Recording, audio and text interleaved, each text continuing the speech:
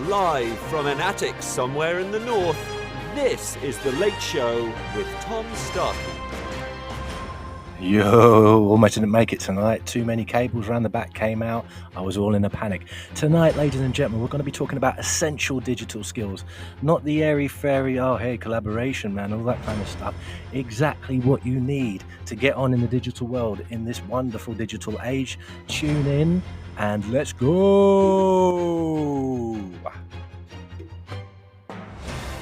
Live from an attic somewhere in the north, this is The Late Show with Tom Starkey. Tune in live at ttradio.org, or to join in the conversation, download the Podbean app and search Teachers Talk Radio. Follow the hashtag TTRadio. Tune in, talk it out with Teachers Talk Radio.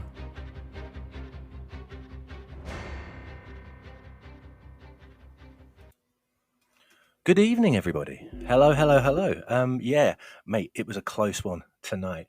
I've been spending a lot. It was my youngest birthday today, so we took them all down to Laser Dome to commit virtual murder with guns on each other, and then afterwards, I had to sort my eldest son's computer setup. He has really got into that whole kind of YouTuber clean setup, RGB lights, things on the shelves. I had to put up a damn shelf. And so I got up here to the attic and I thought, oh, hang on. Oh yeah, I unplugged everything a couple of days back. So I was I've been putting things into sockets. I don't know where they go. I don't care. I pressing things on and off again. Whew. Oh, and I've had a couple of coffees as well. So yeah, I'm raring to go this Sunday evening. Raring to go. Now, I've been listening to the channel myself. I've been having a look at the downloads of some of the other people, my competition, my wonderful colleagues on TT Radio. I love the TT Radio community. It's varied. There's lots of interesting things going on. If you haven't already downloaded and listened to any of Eugene McFadden's sessions on autism and teaching, teacher autism, working with teachers with autism, the general information about autism. Eugene McFadden is a man. Seriously, I have not had such authentic knowledge in such a small amount of time. I got hooked. There's a download with him and Pete Warmby. Pete, I hope I've pronounced your name properly there. Talking about some of the issues in education surrounding autism.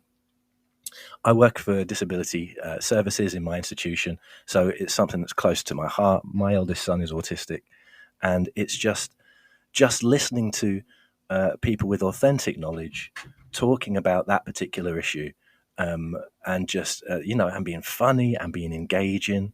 If you haven't checked it out already, check out Eugene's podcasts because they are absolute gold. Forget listening to mine. Seriously, mine pale in comparison. I mean, I'm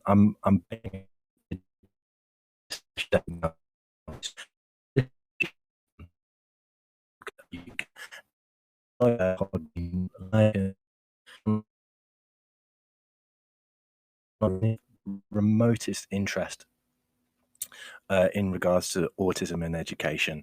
It's an absolute goldmine of information. He's just brilliant. I was so impressed. Unfortunately, it was the first time I'd listened to Eugene, and I've known him.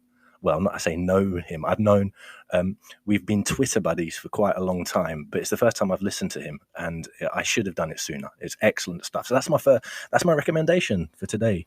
When it comes to other podcasts, I'm kind of doing myself out of business, really, but that's all right because we've got such fantastic people on this here TT Radio.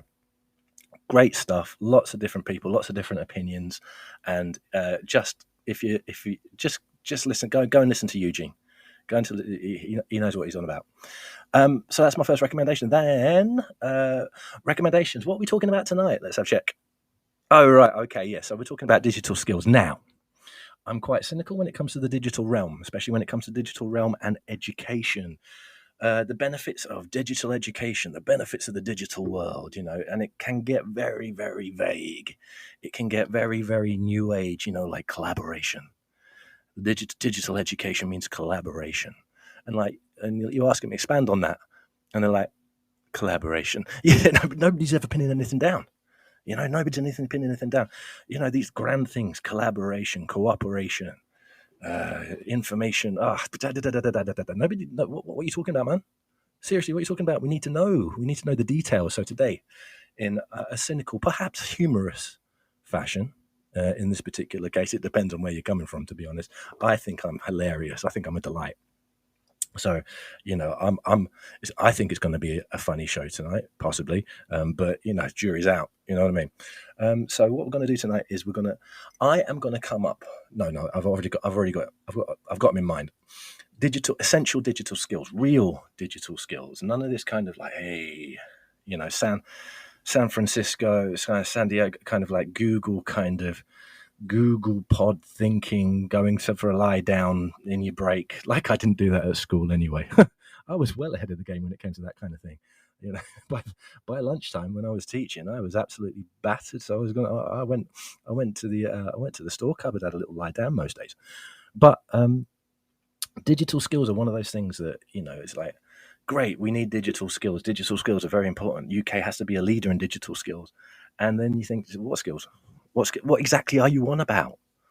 Digital skills. Are you talking about being able to fix a computer? Or are you talking about being able to upload something to TikTok? So let's break it down.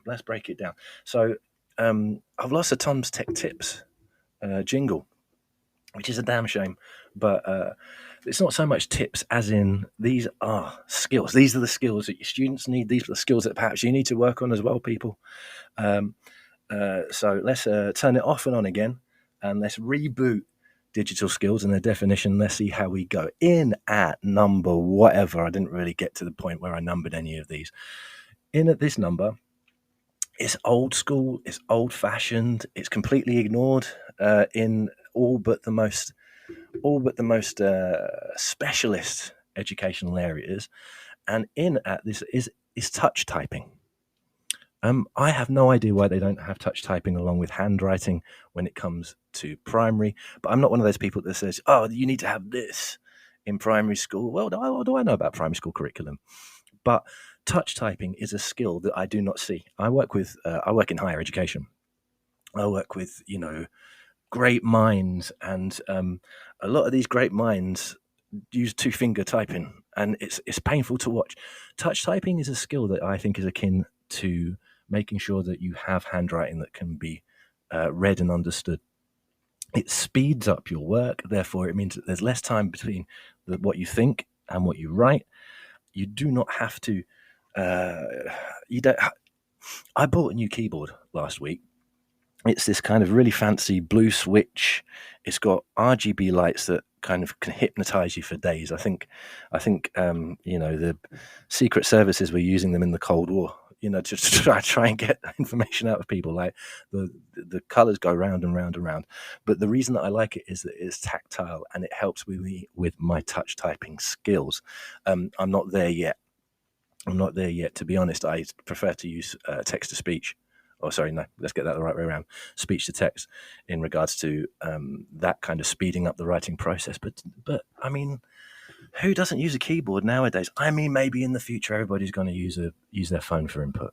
I don't know, but I don't know why touch typing isn't given greater emphasis in all sorts of fields of education, because it's such a useful skill to have. Such a useful skill. So when it comes to straightforward digital skills, touch typing, boom. That's your first one. Yeah, no, it's old school. I understand that, but so am I. I'm years old now. I don't want to be, touch typing is something that I've never seen being explicitly taught unless it's a secretarial course or unless something like that. And I think why? It would help so many people. It would mean that, things get speeded up. It would mean that students could get through work quicker. It's that physical act. People forget that writing is a physical act. Touch typing can make that physical act quicker and easier. And it also looks really cool. It makes you look like one of those IT bods in the movies when you touch type, when you don't even look at the keys. I mean, I've seen people do it. Like people who have been fantastic at doing it. I way back in the day, I was working in adult education. We had an administrator who had gone through kind of the old-fashioned secretarial school, and I swear there was smoke coming off her keyboard at points. It was so fast. She could get down her thoughts faster than I could think something, you know?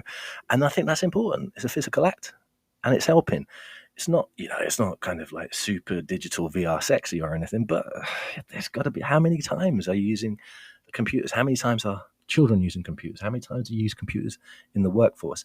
And the primary way to input information into those computers, and it still is to this day, is the keyboard. So give people the skills to take that input and run with it as fast as they can. Be like that admin, get smoke off that keyboard. Touch typing. Now, there are online courses in regards to touch typing. There's a number of different apps in regards to the teaching of touch typing. And in the break, I'm going to have a look for the name of a couple. I've got them in mind, but I'm not 100% sure I've got the right name in mind also. Touch typing, yeah, it's not kind of Google Pod, Tesla, kind of, Minority Report, futuristic type stuff. But my goodness me, it is a skill that would really benefit so many different people. And as an offshoot for that, learn keyboard commands, people. Learn keyboard commands. It's another one of those things. Shortcuts. I may have told this story before, but I have a student who has limited mobility, and she derisively laughs at me when I support her online and I use a mouse to try and do certain commands. She's like, why are you wasting my time, Tom? You're embarrassing me, you're embarrassing yourself, you're embarrassing your institution. Just press Control V, for goodness sake. It's that kind of thing. I talked about keyboard shortcuts before, but if we're talking about digital skills, useful digital skills, practical digital skills, we're not talking about, collaboration, communication, getting the wide view of the world in the zeros and ones. You're talking about learning to touch type, people. It's a bonus. So that's my first one. Digital skill, learn to touch type. Touch typing is brilliant. Do it. It looks cool.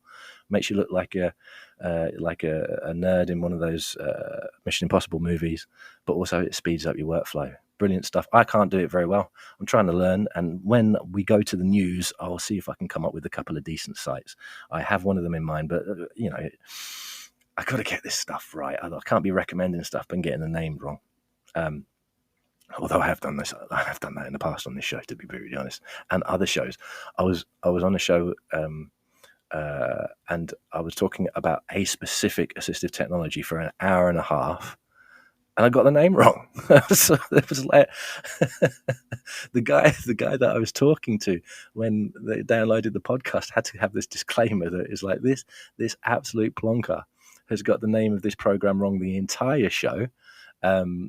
This is the actual name of the show, but please do listen to some of what he says. He does kind of know what he talks about. He just kind of gets the names wrong. Like I said, I'm getting old, and technology, the names of this stuff, they bug me as well. I'll turn them into a bit of a grump, and I can never remember. There's so much stuff that's similar. If you work in the area of mind mapping, digital mind mapping, or digital tools to mind map, and you're asking for like a particular, excuse me, I'm getting beeps from my computer at the moment. Bear with me for a sec. What's up, computer? What do you mean, buh? All right, let's get back on it. That's what we're talking about. Okay. If you're working in the area of digital mind mapping, and you try and remember the name of a specific mind mapping program, because every single one has got mind in it. It's like mind map, mind start, mind the gap, mind yourself, man. Don't be walking here. They all sound the same, and I made the mistake of calling something by a different name, and I still haven't lived it down. It was embarrassing. It was embarrassing, but hey. So I'm trying not to do that today. So first recommendation, touch typing. It's an essential digital skill. You know what? It's not even an essential digital skill. It'll put you apart from the people. If you can touch type and you're up against somebody that can't touch type, Yeah, all right, yeah, think on. Like I said, not particularly sexy, but hey, smoke can come off that keyboard. So that's the first recommendation this evening. Second recommendation when it comes to essential digital skills. And I talked about this in previous shows because I like to recycle. I'm very environmentally minded. If you get a handle on this, you will be seen as a technological wizard. They will sing your name in the great halls of technology. If you master Excel, especially if you master Excel, right? Because Excel does my nut. It really does my nut sometimes. But I see these people who are fantastic at using it, and it's like, oh my god, that is amazing! That is amazing! You are fantastic. Teach me your mystical ways of the boxes. And you see that. But especially if your job doesn't necessarily involve Excel, right? And then you just pull it out like bam. Like somebody says, oh no, we need to ensure everybody's got the permission slips for this particular trip. Does anybody know how to use Excel? And you could be like, oh, well, I can have a go. And it's like, whoopa, formula, boom, pressing one button, macros, and everybody be like, oh my goodness me. But in all seriousness, Excel is a very, very important tool. It's used a lot in administration. In educational institutions, it's used for a huge amount of things, and if you can learn the tricks of the trade with that particular program, you're gonna reap the benefits both of, once again, being able to get stuff done fast, but also people are going to be thinking that you are dope.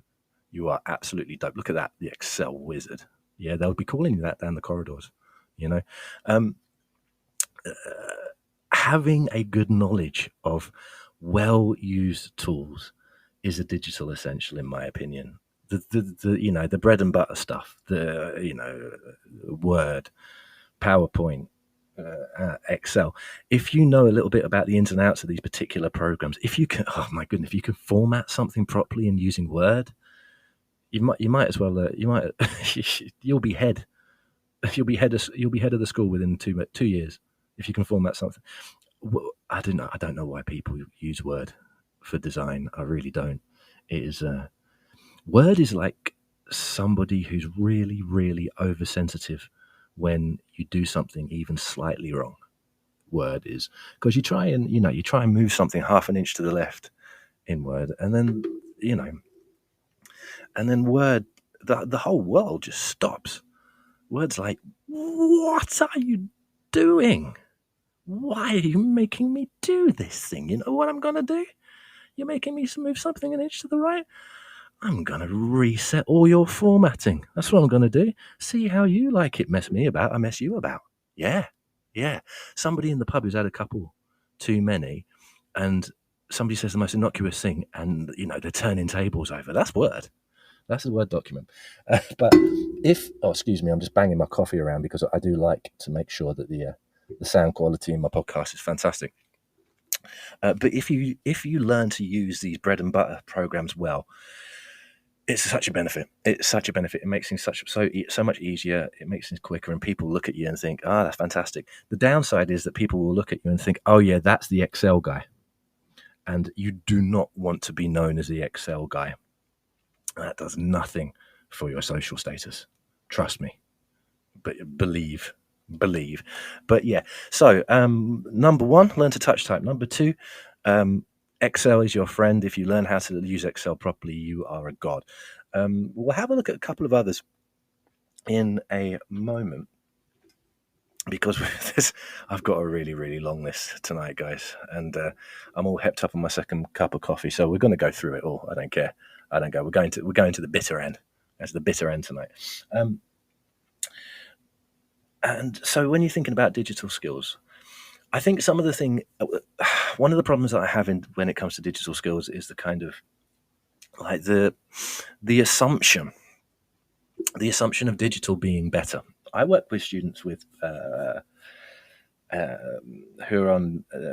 have ADHD, and a lot of my time is working with students to try to organize or help them organize their academic studies, which is are really difficult if you have time blindness, if you are massively easily distracted, if you have issues in regards to uh, things like deadlines and not being able to visualize deadlines until they are right in front of your face and giving you a whooping, that kind of thing. I think what was I saying? Oh yeah, so I help. One of the biggest things that helps students, or one of the biggest recommendations, isn't technology at all in my job, because I like to do myself down in my professional role as well as on here. But one of the things that I recommend most is physical planners, physical notebooks. So, because for students with ADHD, sometimes something with physical weight is important, something that is malleable or adaptable, or something that can you can change the aesthetic of. Very, very important when it comes to repeated use. So one of the issues that I have when it comes to digital, just the assumption that digital. Well, like 10 years ago, digital was going to save education. I mean, people are worried about AI. People have figured out that you can get a computer to write an essay for you. Damn, kids, how long did that take you? It's like, come on. We've been talking about this, me and my colleagues and a couple other people. We've been talking about this for quite a long time, and how's it going to go? But it all kicked off. I like this. I like this kind of I like AI tools when you're writing. Everybody's like, oh my god, they're gonna essays are gonna get ripped. Oh my goodness me, how are we going to assess students? You assess students through exams. That's how you beat the AI. It's easily done. Problem solved. I'm available for consultancy. It's very simple. You go back to the old school and you put them in a hall and give them an exam. A bit more difficult that in HE when it comes to things like dissertations, PhD stuff, and so on and so forth. But like people like last couple of months, people have been losing their minds over something that's been happening for a fair old while. But then I go on the other side and think, you know what else it can do? It can write emails for you. It can write blog posts. It can write, your newsletter for your department. It can write stuff. There was this thing way back when that people used to say, and they were usually technology consultants for their sins. God bless them. But sell your soul to the devil. What are you going to do? They used to say, "Oh well, if you're a teacher and you can be you can be replaced by a computer, then maybe you should be." And I was like, shut up, man. Not only is that massively offensive, if you can find a computer that can do what I do, bring it into my classroom, give it my job. By that time, I was shook. And I was like, yeah, I want the computer rebellion. I want robots walking into schools and taking over. Please, I could do with the break. But what I'm saying is, and that was a rather large tangent, like I said, lots of coffee. The assumption that digital is better. And then I think the reason that we have these kind of very flowery, very new age conceptions of what digital can do for people is because people don't necessarily want to pin down exactly what digital education can do for them, because it's not necessarily specific. And this is what tonight's show is about. Learn to touch type. You learn Excel.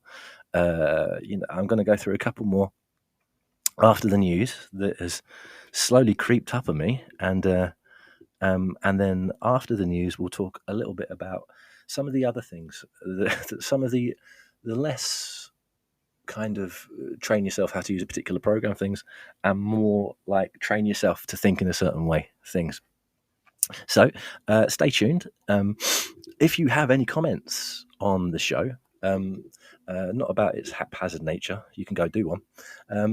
But if you have any other comments about digital education, what would you recommend? What would be your number one tip for digital education as a teacher or an educator or a student or whoever out there listening? What would you say to somebody that didn't involve like a whole bunch of platitudes about the future and not being left behind and all that kind of stuff. Can't be doing with that kind of stuff. Be specific, make it actionable, learn how to touch type, make sure that you're an Excel wizard. You can do that. The courses are online, they're free. Not like, we need to ensure that we use digital collaboration to widen our view of yeah. Just tell me which program to use, man. Serious. Anyway, news is coming up, and I will be back with you. When it finishes, I guess. This show is brought to you in partnership with John Catt Educational, a leading publisher of books, directories, educational guides and magazines specifically aimed at forward-thinking schools in the UK and beyond. Have you checked out their latest releases? Don't miss out. Visit shop to explore.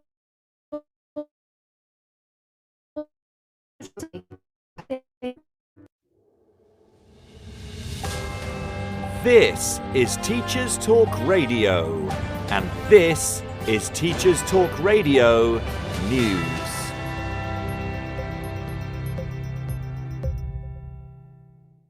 Strike action dominates the news again, with a range of outlets reporting on disputes across England, Wales and Scotland. Whilst the NASUWT union reported 9 out of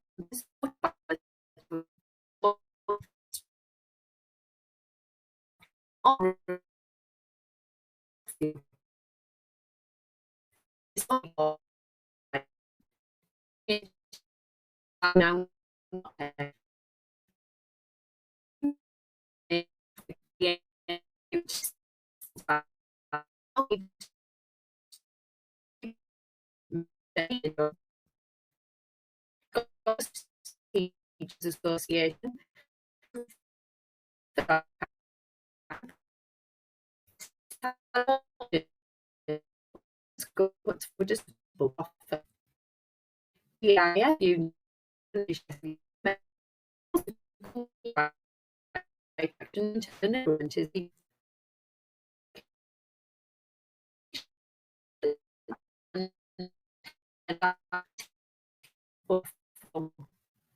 Meanwhile, the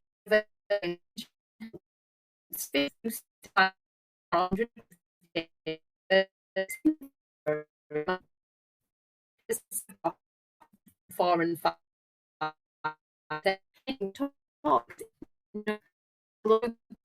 university is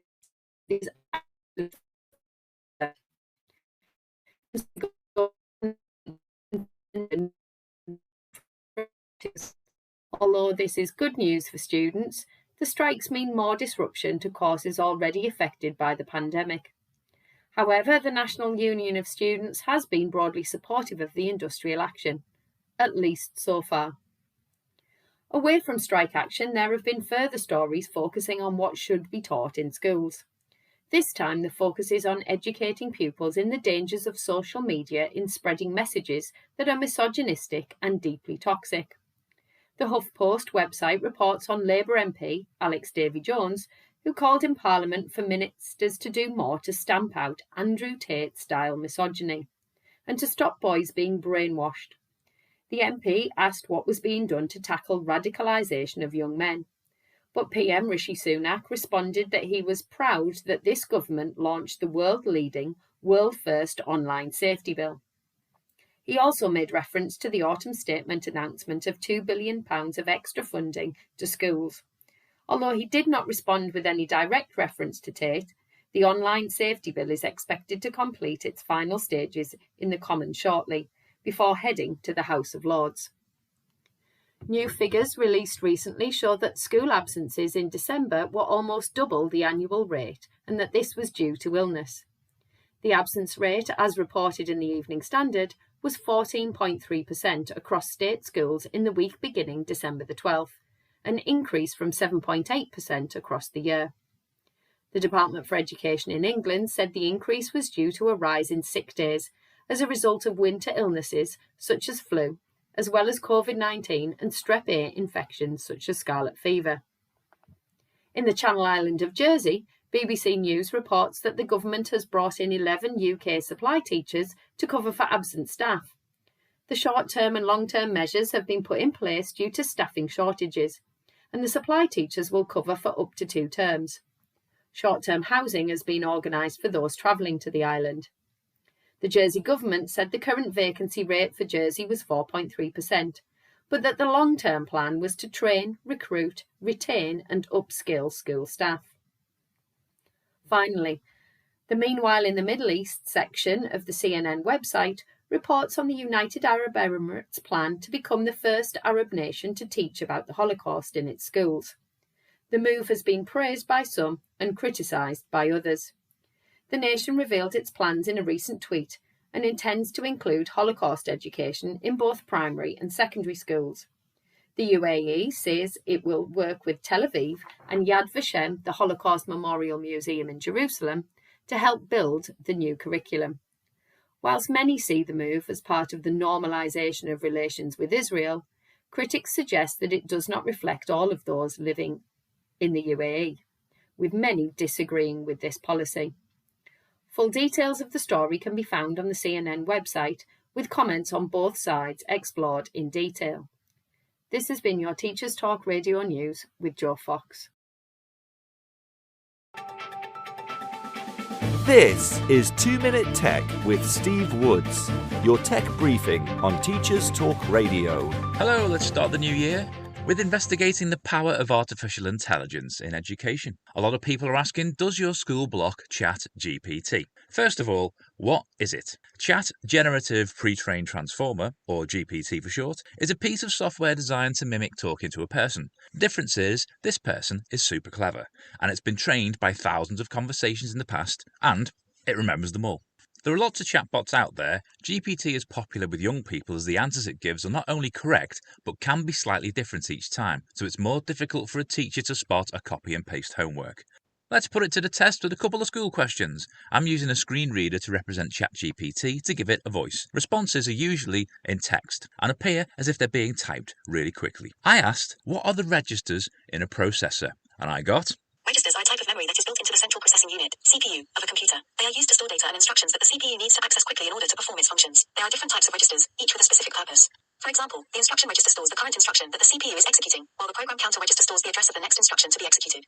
I'll stop GPT there as 3 paragraphs were given in this answer and it's only a 1 or 2 mark question. So I asked, can you tell me in 2 sentences? And I got... Registers are small, high-speed memory units built into the central processing unit, CPU, of a computer that are used to store data and instructions.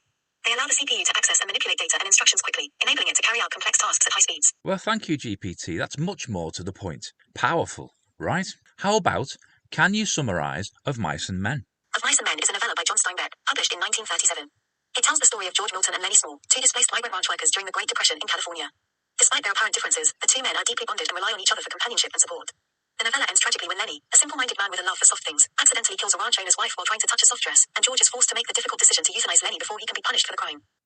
That's fantastic. However, there's some words in there that are quite big, and my teacher would be quite suspicious that I copied and pasted it. So I'll ask, can you summarise Of Mice and Men simply? Of Mice and Men is a story about 2 ranch workers, George and Lenny, who are travelling together and looking for work during the Great Depression. Lenny is a large, simple-minded man with a love for soft things, and George is his caretaker and protector. Despite their differences, the 2 men are deeply bonded and rely on each other for companionship and support. However, their relationship is ultimately tested when Lenny accidentally kills a ranch owner's wife, and George is forced to make a difficult decision to protect Lenny from the consequences of his actions. That's more like it. Now my homework's done, I think I just bought myself some more time on my games console. As always, I'd love to hear what you want to know about tech. Let us know at TT Radio Official. I'm Steve Woods, and that was 2 Minute Tech. 2 Minute Tech with Steve Woods, your tech briefing on Teachers Talk Radio. How is it that Steve does what my whole show is in about 2 minutes every single time and shows me up? Absolutely shows me up. But when we're talking about kind of chat bots and so on and so forth, that's a fairly decent answer to a question and all. Don't stress it. Don't stress it. Try asking a chat bot.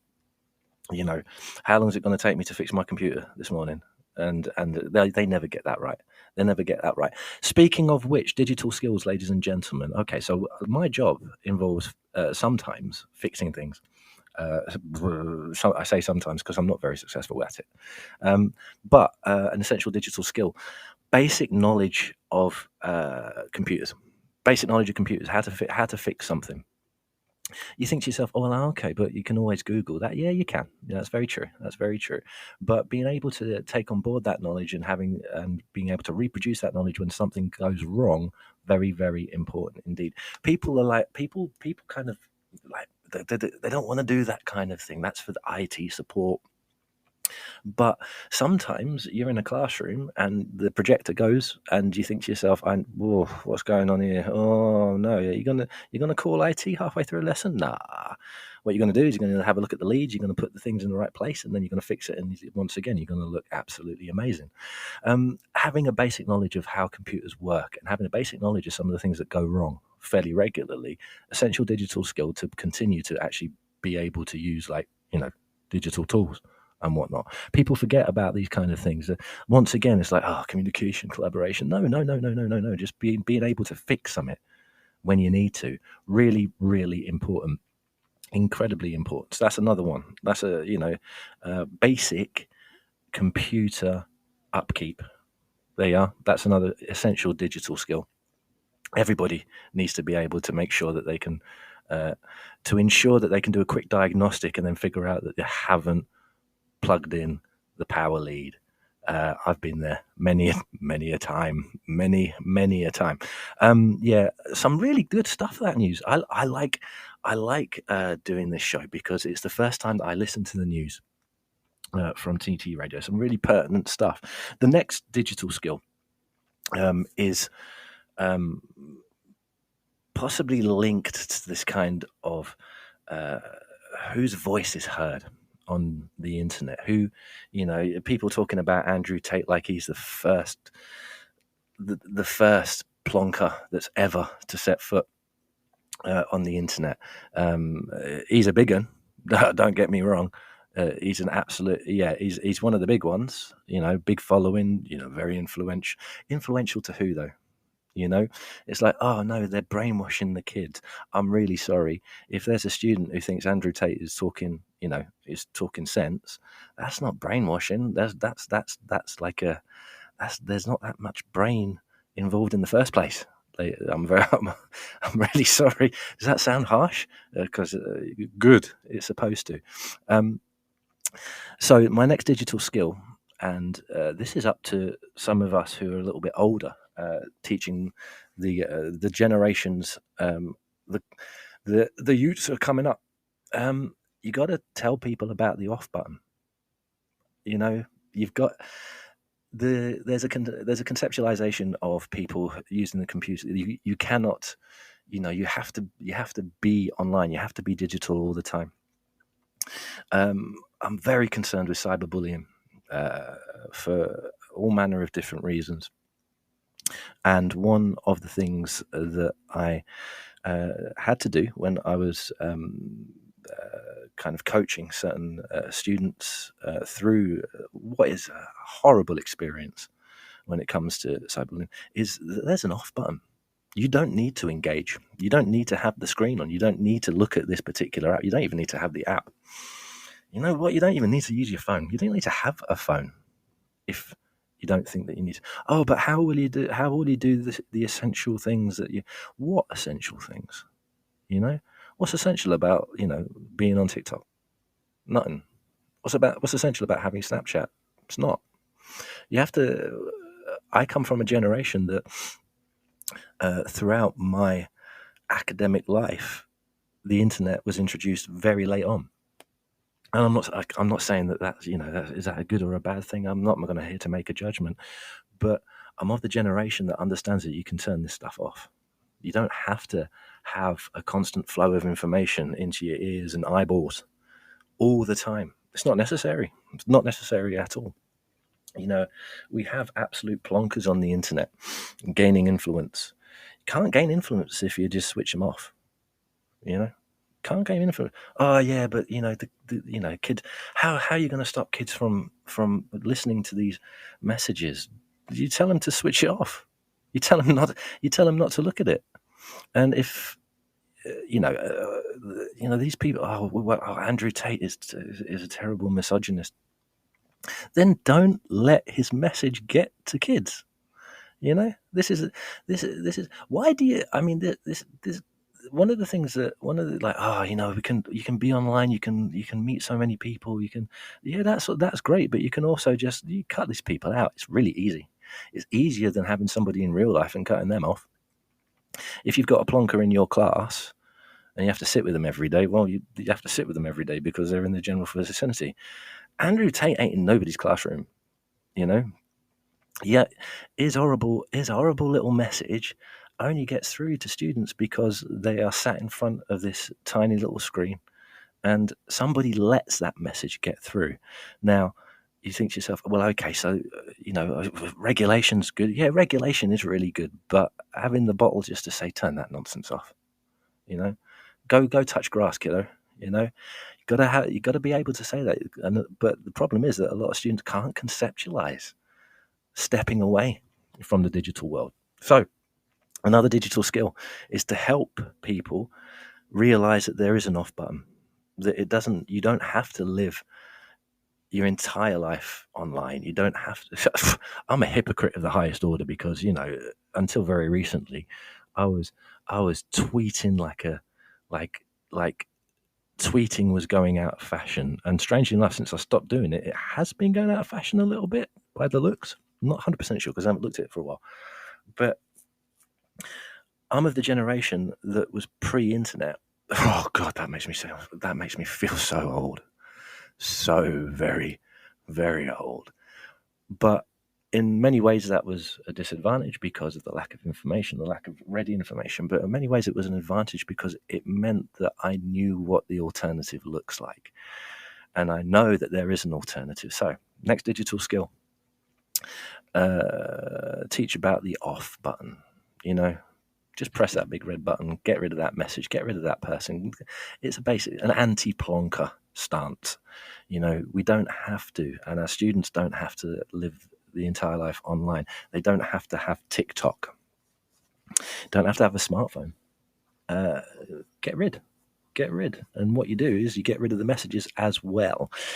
I know that's a little bit kind of possibly a bit pie in the sky, but I hate it when people say, "Oh well, I can't get them off the phone." Yes, you can. Yeah, you can. You take the phone away. Have a chat. Say, look, listen, have some time away from that thing. You know, don't let kids be on TikTok for God knows how long. Don't let them be on Snapchat. Snapchat, an app that was designed to delete messages and pictures 24 hours after they had been entered, or even faster than that. Yeah, deeply suspect business model right at the beginning. Because what we have now with the onset of the digital world, is that we have a lack of restrictions. When it comes to media, back in the day, we had the BBC. Hello, this is the BBC, and you had to have decent programming. You had to have a certain amount of moral programming because parents were the gatekeepers as to what their kids watch. And that's not the case anymore. That's not the case. So sometimes it's up to adults to act as gatekeepers. Get rid of it. That's why I don't like mobile phones in schools. I don't know a school that actually allows mobile phones during the day. And I think it's getting to the point where schools can be an oasis away from the digital world for a certain amount of time, and that can help in the teaching of a different way of doing things that doesn't rely on these tiny little screens to transmit plonkers into our brain. You know, having said that, please download the podcast here at Poppy Live. if you want to leave me a message, please, you can tweet it at TT Radio. Sorry, but as I say, I'm cynical about certain messaging when it comes to digital skills. And having to immerse yourself fully in the digital world all the time is one of them. Don't believe in it. Give kids a chance to not have to engage with plonkers, not have to navigate incredibly difficult social situations that don't have obvious cues in lots of cases. It's where a lot of kids come a cropper, like chats, chat rooms and so on and so forth. So yeah, well, one of the digital skills is get rid of the digital for a while, guys. just do kids a favor. Do kids a favor who have been bought and raised within a screen, and show them a different way. Hey man, it's getting very new age there. I like it. I like being a little bit of an old hippie every now and again. So that's that one. However, if you do need to sort your digital life out, what's the portal that most people use when it comes to information? And that is a search engine. My next essential digital skill is learn how to use a search engine properly. Learn how to ask the proper questions so you find the correct information.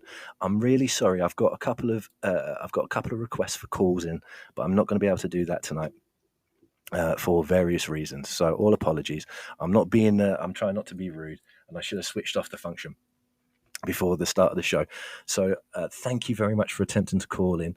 If you want to leave any comments in the chat here on Podbean Live or on Twitter, please do, but I won't be able to have conversations today. So you at the moment, probably because it's raining and windy here, and that affects my internet. So if I have a conversation with somebody on here, it probably means that the show stops. It grinds to a terrible halt. Oh, by the way, just to backpedal a little bit, we like to go all non-linear here on a Sunday evening. Typing tools. One of my favorites is Typing Club. Nice, simple, straightforward, really easy to just do the course and learn a little bit more about typing. And then there's another program called Type Racer, which uses a little bit of gamification and turns your typing speed into a race, and you can race against other real people who are also learning how to touch type. And it's a really satisfying feeling when you hit the finish line first and you're like, yeah, that's the way forward. But yeah, back to search engines, the proper or good use of search engines. You're not going to get a decent answer if you don't ask a decent question. And that is the same in both the real and the digital world. Being able to find information and find the right information using a search engine is pretty much it's a skill. It's a digital skill that needs a little bit of teaching. I'm not the best at it. I'm not the best at it at all. But if I'm trying to find a particular piece of information, I know the kind of algorithm, the kind of way to ask, or the way to put in the certain details into a search engine to get the answer that I need. Lots of other people don't. And it can be really, really difficult. And it's really painful to watch students, say, trying to find information and trying to find that information by using a awful question into Google or whatever search engine of choice. So another essential, particular digital skill, once again, not particularly kind of like, woo, cool, effective use of the search bar, effective use of asking a correct question to Google so to ascertain the information that you need, rather than the toing and froing that you often see students do when they're trying to find a piece of information using a search engine. And Steve gave a very good example. It's always he was like, oh, I mean, that was impressive. What that chatbot GPT chat thingy-madooga, really impressive what they can do. But that stuff only works if you know what question to ask. Steve knows about what's going in schools, knows the type of questions that are going to be asked, and also knew that you can actually simplify certain questions down. I'm using this as an example, but this isn't necessarily about AI. But if you don't know the question to ask, then you're not going to get the information that you need. So, for instance, in that to and fro that Steve Woods was having there in the break, he knew what question to ask, and he knew how to shorten a question, and he knew how to be specific about a particular subject. Lots of students don't, and it's a real skill to be able to ascertain and find information quickly using a search engine, and sometimes people need help to do that. Is this modelled in schools? And, I don't know. Maybe it is, maybe it isn't. If you do model it in schools, let me know, because it would be really good. I mean, I work with university students who still struggle with this particular thing. I still struggle to kind of get the information that they need through a decent question or a decent search in a search engine. I know it sounds daft, but it's these basics, these specifics. These are the things that hinder people when it comes to digital education. You can have all the tools in the world, but if you can't engage with the tool to a point where it works for you, you're scuppered, aren't you? And AI, brilliant, does all the work for you, but only if you ask it a decent question. Only if of mice and men. So you can say what give me a short summary of the book of Mice and Men. Great if you know what the word summary means. Also, what do you mean short? People worry about kids using it for homework and stuff, and I worry about that too.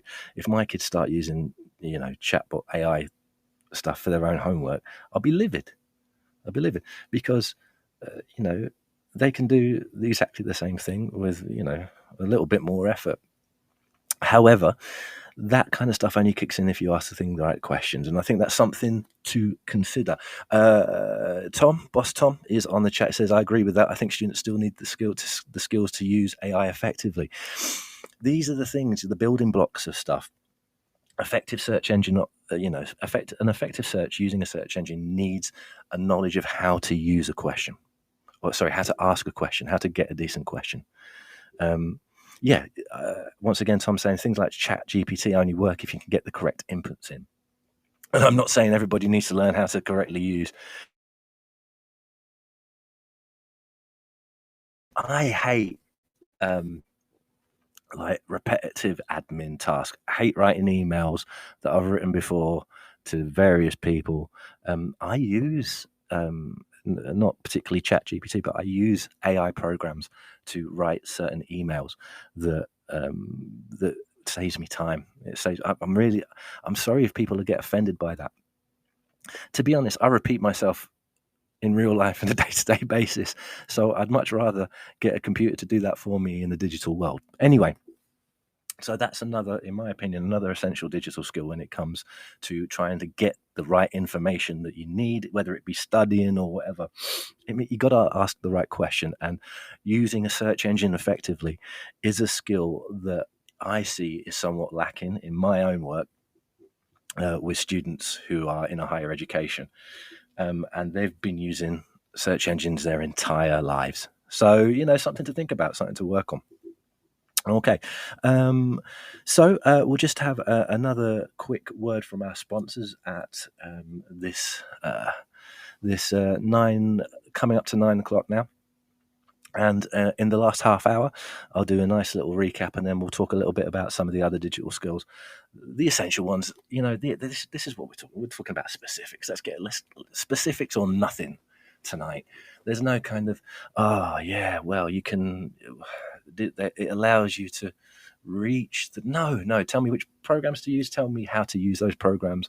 What do you do to make your digital life easier and better? So let's have a little redux of our sponsorship. This show is brought to you in partnership with John Catt Educational, a leading publisher of books, directories, educational guides and magazines specifically aimed at forward-thinking schools in the UK and beyond. Have you checked out their latest releases? Don't miss out! Visit johncattbookshop.com to explore their full range of titles and advance your own professional development today. Happy reading!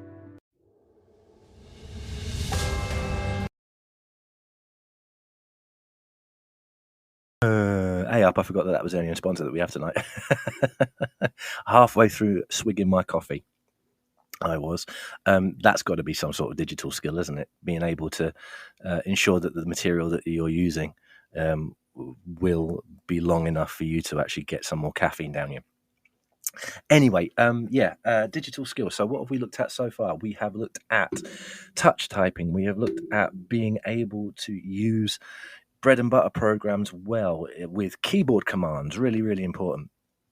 Excuse me for a moment. There we go.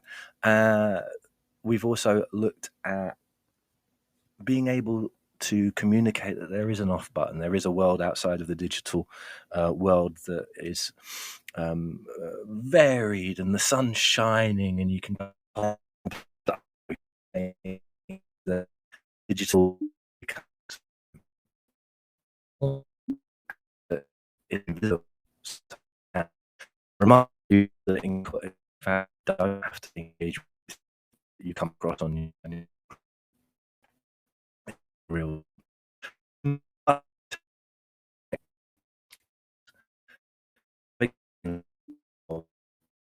communication through digital means. This is one of the things, as an English teacher back in the day, that I'm finding more and more interesting.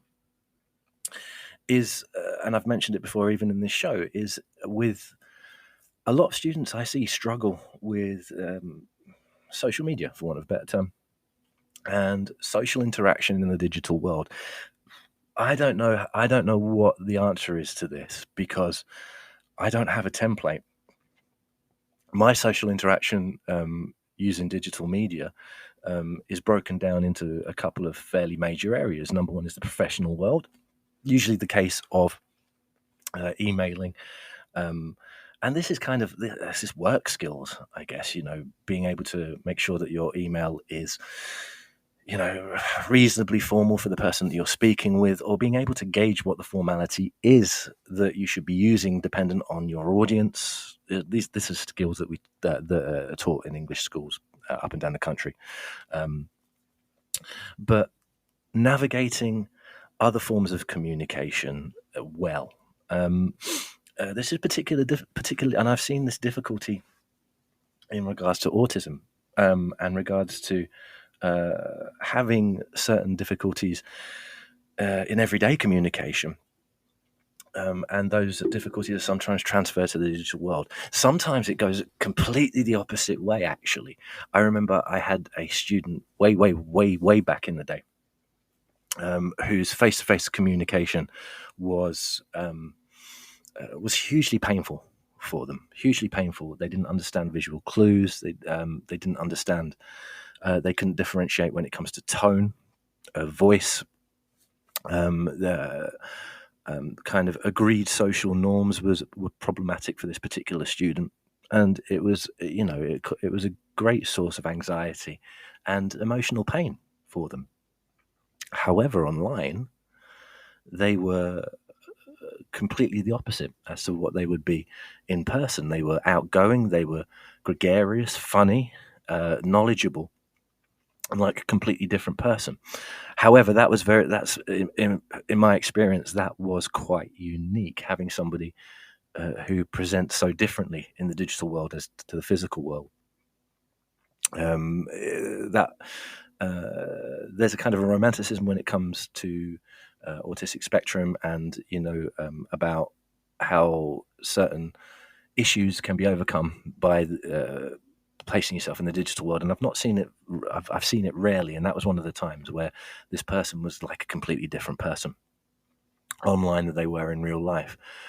But on the other side of that, there are now a completely different set of social rules in regards to online communication, whether that be in the chat room, because not only do you have social norms, you also have the rules of that particular program that you have to follow. TikTok trends, Snapchat, the language that you use. I am old, so I cannot keep up with the acronym. I couldn't even keep up with the acronyms and initialisms when it came to my job when I was a teacher. I was like, they were like, oh, you need the SPT of the DDS. And I was like, I don't know what that means. Tell me what you mean. Why are you speaking in single letters? That kind of thing. And I was like, and that combined with, as I say, a lack of visible social cues can lead to all sorts of issues. Talking to teachers, as I do, one of the biggest things when it comes to behaviour issues that I've been getting feedback on in regards to secondary in particular, because there's those are your formative years when it comes to social media communication, and the use of social media can be like it can be like a tin fire. It can be absolutely atrocious. I've seen it myself with my. I'm sorry if I don't know if this is the done thing, but I do it anyway. I don't care. I monitor my children's social media interactions. If that makes me, I don't know, a busybody or nosy, I don't care. I want to know that my kids are keeping up the civility that I want to see in all aspects of their life, not just their real life. I want them to act well in the digital sphere as well. But some of the conversations that I've witnessed, I'm like, damn. Damn, if that happened in the real world, you would immediately be identified as a sociopath and shunned from all civil society. Some of the conversations and some of the ways that students talk to each other in the digital sphere I ain't being funny. It's atrocious. It's absolutely atrocious. And I've talked about social media as an instigator for bullying in previous shows. And I think one of the things when it comes to digital skills is about helping children in general to navigate what can be an absolute cesspit when it comes to communications and digital media. It's not helped by the form of the apps such as Snapchat, TikTok, etc., etc.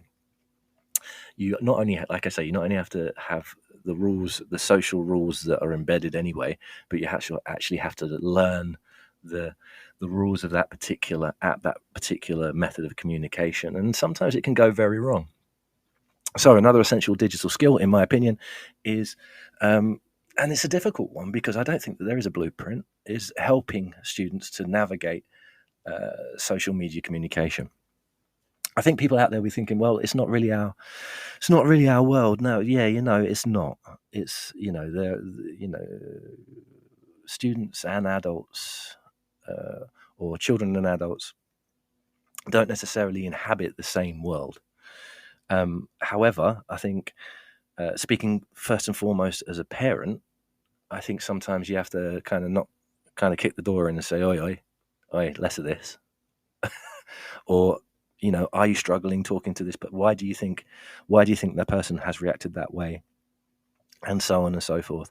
It's really difficult. It's probably the most difficult. I say this is an essential skill, and I don't give anybody any advice on how to do it.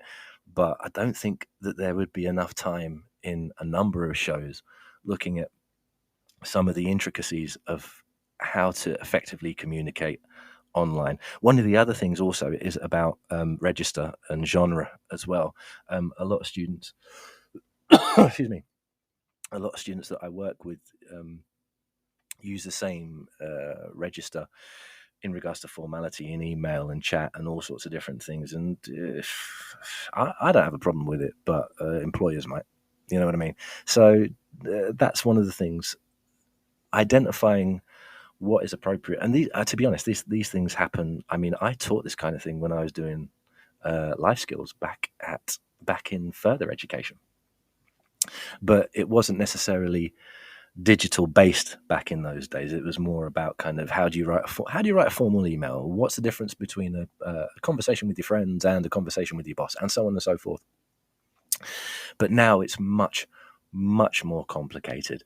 And it's not just about formality, it's about ensuring that the students that you work with understand that these are real people, ensuring that, once again, if somebody is being horrific to you online, that there is an off button, that you don't have to engage with every scrote that comes along, and so on and so forth.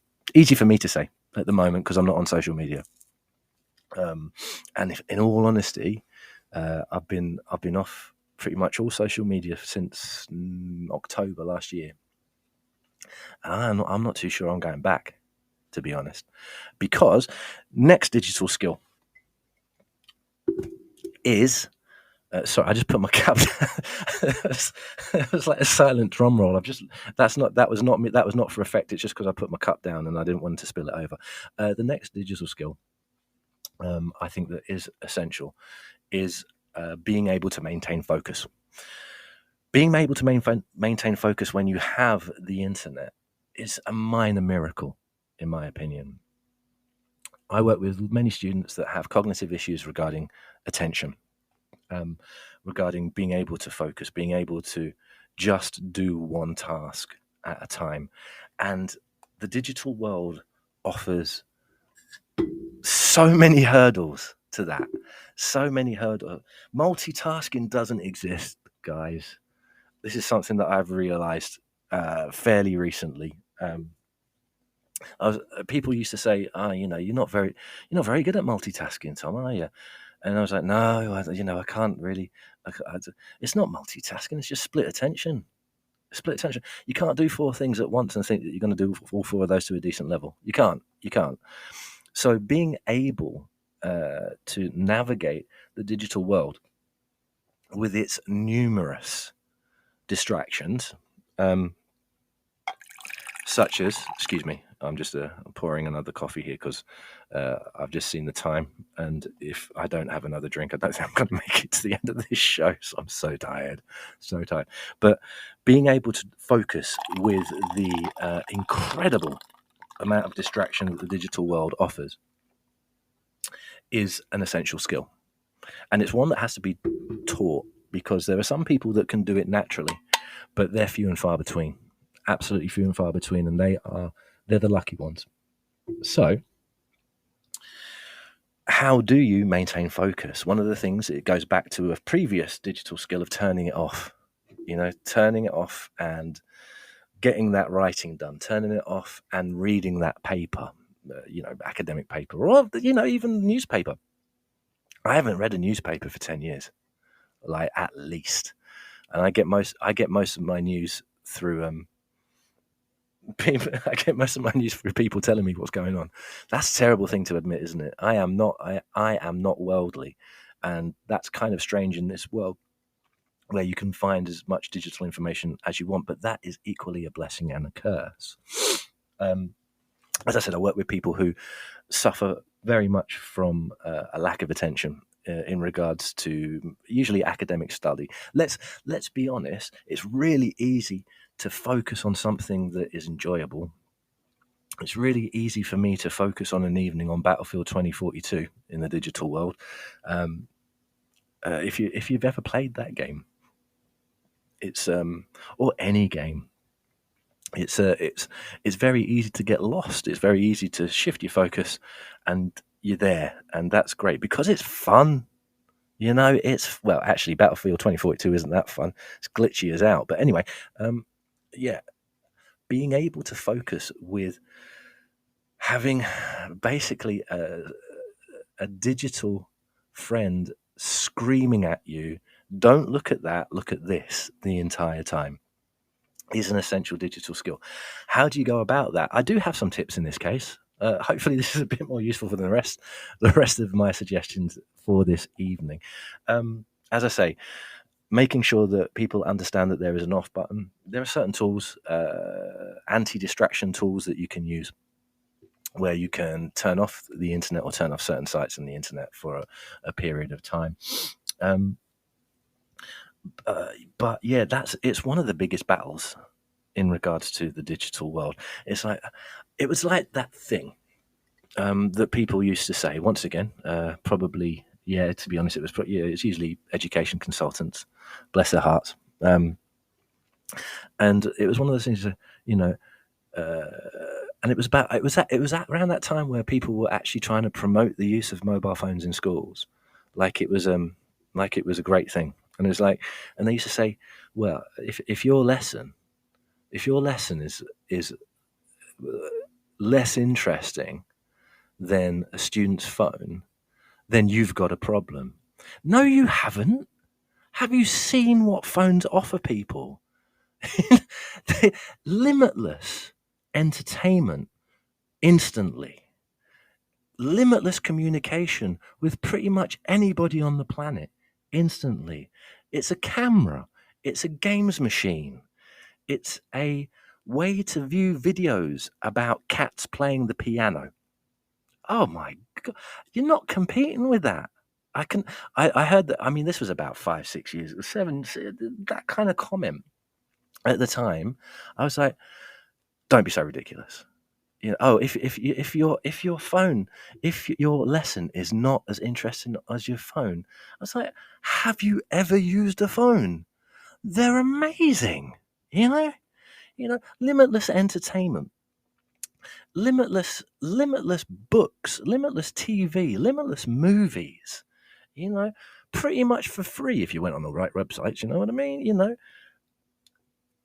constant 24-hour news about any subject that you want. A massive audience who are into the same interests as you are, and you think a lesson about, you know, medieval history is going to beat that? I'm not saying medieval history is boring, actually. I really like medieval history. But the most interesting lesson is going to get knocked into a cocked hat by a smartphone. But people were like, "Oh well, if your lesson's not as interesting as a smartphone, go do one, you salesperson. Go away, leave teachers alone." When the teachers were not there and should never have had to compete with phones. It astounds me that that was ever an argument, and anybody who ever, bless you if you've ever made that argument, but shut up. Just shut up. Yeah, you're talking absolute nonsense. A phone and the digital world and the internet is literally designed to distract you. It's literally designed to lead your attention to the place that it wants to lead you to, usually for some form of monetary gain. And you think that a teacher can cope with that? You think a teacher can cope? You think they can go up against multinational corporations with billions of dollars? You think, you know, Miss Smith can, you know, go up against Snapchat on a Wednesday afternoon? You know, don't be daft. Don't be daft. And this is probably the most important digital skill, and it's not one that's spoken about because, you know, wow, you know, the digital world. I've realised that all these recommendations that I've made today, apart from the ones about learning particular skills, seem to be fairly negative. But it's not because I'm negative about digital learning. I think that digital learning is essential. I think I'm negative about the way digital learning has been framed last decade, at least. And I think it has pushed the positives and completely ignored the negatives. And that kind of like, oh, if your lesson, even saying it, I'm just like, oh my God, people used to use that argument. And they used to use that argument against teachers. And they used to use that argument blatantly because they were selling something. It was always because they were selling something, whether it be an actual product or an idea. You know. Oh, if you're building a brick wall isn't as interesting as watching this man juggling with chainsaws are on fire, then your brick building needs to get stuffed. Get absolutely stuffed. But anyway, the digital skill of being able to focus in a world that is designed to lead your focus away is possibly the biggest one. There are small things that you can do. You can use programs to block websites. You can, you know, use if you have to use a computer and you have to do some work, you don't necessarily have to connect it to the internet. I've had to do that myself. I'm doing some writing at the moment, and I am using an ancient word processor that doesn't have internet access to write stuff down. Game of Thrones writer uses an old DOS machine that hasn't got an internet connection to write the books. Perhaps that's why it's taken so long. But anyway, being able to focus in a world full of distraction is the biggest digital skill that anybody will ever have at this point. Being able to ensure that you do what you need to do, whether it is an academic task or any other type of task, whilst navigating the multitudes of distraction when it comes to the digital world. It's the biggest skill anybody's going to learn. It's linked into being able to conceptualize an off button. It's also linked into being able to know that, there isn't such a thing as multitasking. It's about having the knowledge that you have to focus on one task and one task alone. And sometimes that means that you'll have to sacrifice 2.5 hours on YouTube looking at the introductions to 80s cartoons. That example just came off the top of my head, by the way. That's not a real example. Obviously, that would be such a waste of time for me on a Tuesday afternoon. But you see what I mean. The digital world and digital tools are fantastic. They have allowed shortcuts to many a wonderful discovery, and so on and so forth. But for your basic bog standard trying to get something done, it can be a right pain. And being able to ensure that that there are ways that you can focus, or your students can focus, it's difficult because it's a mixture of the academic and the pastoral, isn't it? It's a mixture of study skills and social training, social engineering, as it were. And it's not a skill that everybody has, and it's not a skill that everybody considers. In fact, it's a lot of people working in the educational sphere see it as a. I've been called old-fashioned. I've been called what was the worst one I've been called? Conservative in my ideas. I don't really think that's the case anymore. Making sure that somebody can focus on their study, making sure that you have one thing in front of you and that one thing gets done, when you basically have an all-encompassing system that's designed to distract you. That's tough. That's the toughest task that anybody ever has to come across in regards to trying to learn something, And I mean, I failed miserably. When it came to social media. I was spending more time on social media than I was doing anything else apart from my work. And that's ridiculous. What was I doing on social media? Actually, to be honest, I was talking to a lot of people who were fantastic. That's one of the things, I'm not painting, the digital world as a place of, hellish evil. Do not go to the digital world. You will be lost there forever. I'm not really saying that, but what I'm saying is there are huge positives. The entertainment is fantastic. The communication and collaboration is really good. Sometimes that's great, but it's also a distraction machine. It is, and being able to focus on things like I have students who are writing PhDs, who are writing dissertations, who are thinking things that I have never even considered before.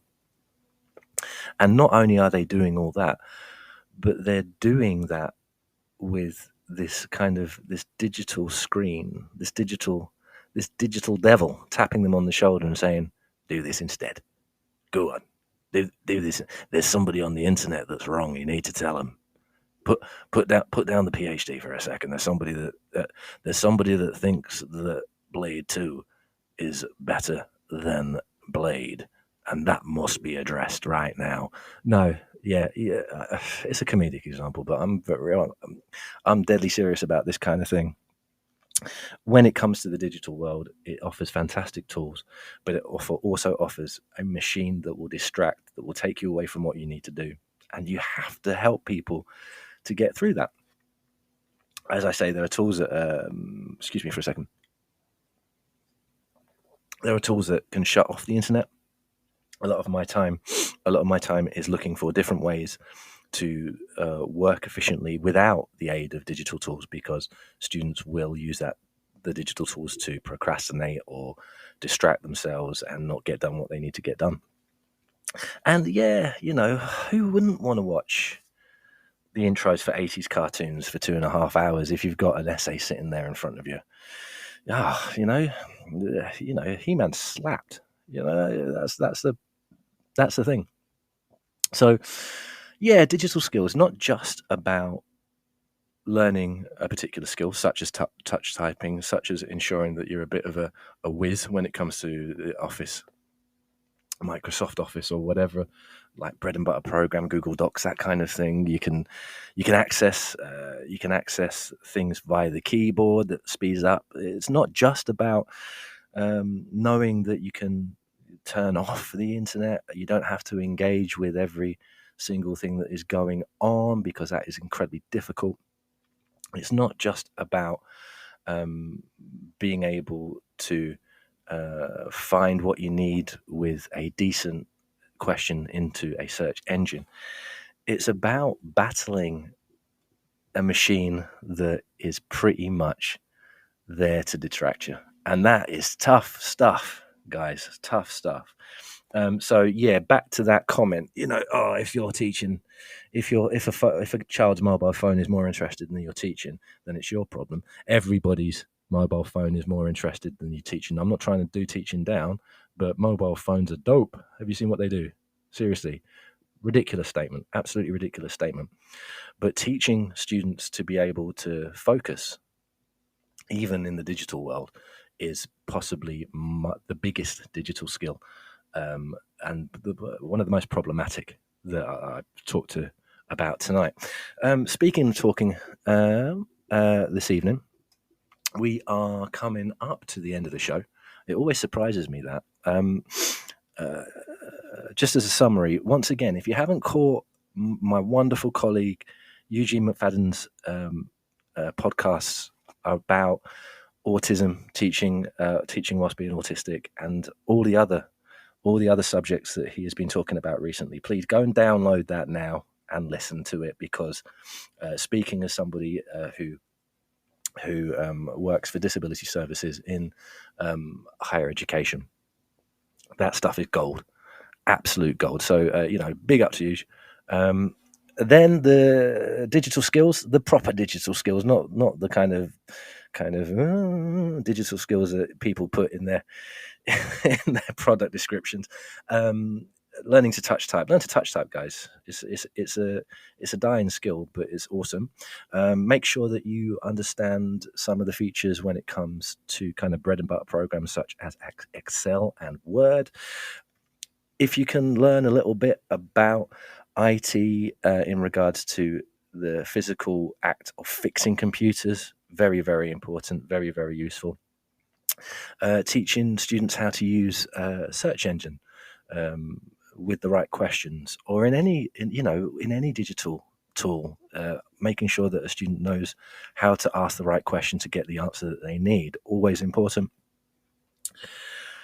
Helping students to navigate the social realm in regards to social media and in regards to communications is one of the big ones. I can't really offer very much advice on that, because that's a whole show right there.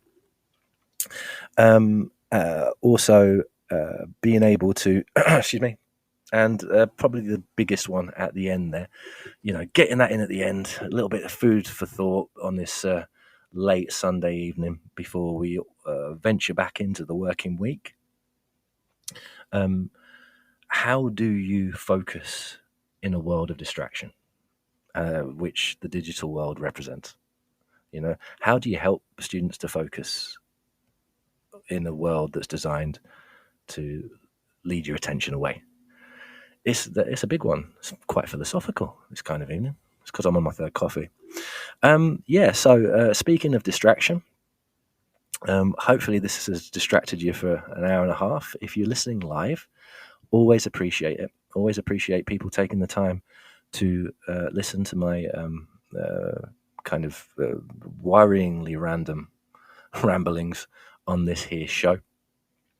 But yeah, thank you. If you can listen live, you can also download the podcast at a later date. Probably better to download it and watch it in the daytime. Oh, sorry, listen to it in the daytime. It's a lot less scary that way. Also, thank you very much to the other members of the team who were involved in the chat. Boss Tom, thank you very much for putting some good commentary in there. I haven't checked the Twitter feed because of a lack of confidence in my internet connection today. But if you've left some comments, I might kind of break my internet fast to respond to you, because you've gone and made the effort to ask a question and so on and so forth. So it's only fair that I make the effort to answer them. Next, I think I'm on next week. These sessions, they roll on really quickly and kind of take me by surprise. I'm on next week, but I don't have a subject as of yet. So if you're out there listening and you want to recommend, what would you like to talk about? Oh, well, what would you like me to talk about next week? I'm all ears. Anything to do with technology, technology and disability, or technology in general, or so on and so forth. If you've got an idea for a show, let me know. It means I don't have to do my own homework. You know what I mean? But anyway, I really hope that you have a good week this week. Weather's not great here in the Shire of York, and it's supposed to be snowing. Oh God, it's supposed to be snowing at some point next week. But you know, whoever you are out there, I'm going a bit midnight caller now, and that's a reference not many of you are going to get if you're not of a certain age. For those of you out there listening, thank you very much for listening. Have a really, really good week. Look after yourselves. You know, don't be going burning yourself out. Try not to watch too many videos of cats playing piano, especially if you've got Mark into doing that. And I will be talking to you all soon. All right. Okay. Have a very good night. I'm going to hit the outro button, and I will speak to you all soon. Live from an attic. You've been listening to Teachers Talk Radio. Tune in live and listen back at ttradio.org. We look forward to hearing from you next time on Teachers Talk Radio.